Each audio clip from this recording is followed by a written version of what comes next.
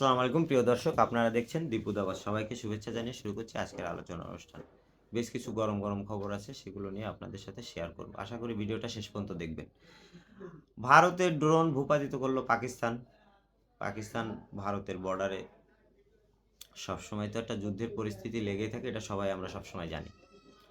এই ড্রোনটা ভারতের একটা ড্রোন পাকিস্তানের ভিতর ঢুকছে, পাকিস্তান সেটা গুলি করে ফেলে দিয়েছে। এটা একটা ন্যাচারাল ব্যাপার, পাকিস্তান এটা করে থাকে বা ভারত এটা করে থাকে। কিন্তু এই মুহূর্তে কেন? এই মুহূর্তে এই কারণে যে ভারত দীর্ঘদিন ধরে যুদ্ধের এক্সারসাইজ করছে। ভারত দীর্ঘদিন ধরে চাচ্ছে যে পাকিস্তানের সাথে আমাদের একটা যুদ্ধ লাগুক। কারণ তার অন্যতম কারণ হচ্ছে 10ই মে যে পরাজয়, এই পরাজয়ের গ্লানি মোদী সরকারকে আসলে মাফ করতেছে না। যদিও ভারতবাসী শুধু হিন্দুত্বকে এখন ভোট করতেছে, কিন্তু আসলে হচ্ছে ভারতবাসীর চোখে পুরোপুরি এটা মানে পুরোপুরি এটা একেবারে ওপেন সিক্রেট যে ভারত পাকিস্তানের কাছে পরাজিত হয়েছে। এই যুদ্ধে পরাজিত হওয়ার কারণে সেই হইতে মুজি ফুসছে যে কীভাবে যুদ্ধ করা যায়, কীভাবে একটু ঝগড়া লাগানো যায়, যার কারণে সে নোটাম জারি করে আজকে। কালকে সারগিরিকে যুদ্ধ লাগায়, সারগিরিকে একটু বর্ডারেতে লোক ধরে নিয়ে আসে, আবারও এরা পাকিস্তান এদের কিছু লোক ধরে নিয়ে যায়। এগুলো টুকিটাকে সবসময় লেগে থাকে। তবে হ্যাঁ, এই ড্রোন দিয়ে আসলে উদ্দেশ্যটা কী ছিল? ড্রোন গেছে পাকিস্তানে সেনাদের কি অবস্থান জানার জন্য, কোথায় কোথায় বাংকার আছে, কি কি করতেছে, এগুলো ছাড়া আর কিছুই না। এই কারণেই পাকিস্তান তাদের বর্ডারে সেনা সতর্কতা জারি করেছে এবং পাকিস্তান তাদের বর্ডারে সেনাবাহিনী বাড়ায় দিছে। দ্বিতীয় খবর হচ্ছে বাংলাদেশের বিমান বাহিনীর সদস্যরা, এটা একটা ভিতরকার খবর পাইলাম গোপন ভিত্তিতে, যাই হোক কতটা সত্য জানি না, শুনি, দেখা যাক।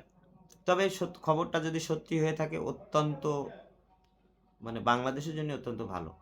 বাংলাদেশের বিমান বাহিনীর কর্মকর্তারা বা যারা বৈমানিক, তারা অলরেডি জেএফ-17 থান্ডার ব্লক 3 বিমান প্রশিক্ষণ নেওয়ার জন্য পাকিস্তানে চলে গেছে। তারা যুদ্ধ বিমান প্রশিক্ষণ নিচ্ছে।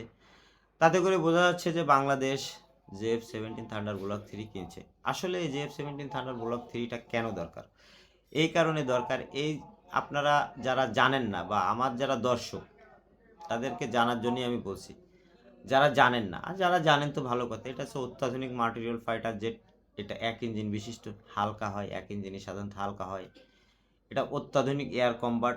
এদের সেন্সর টেন্সর, এর রাডার সিস্টেমগুলো অত্যাধুনিক, যুদ্ধক্ষেত্রে খুবই কার্যকর। লাস্ট যুদ্ধে তো দেখাই গেছে।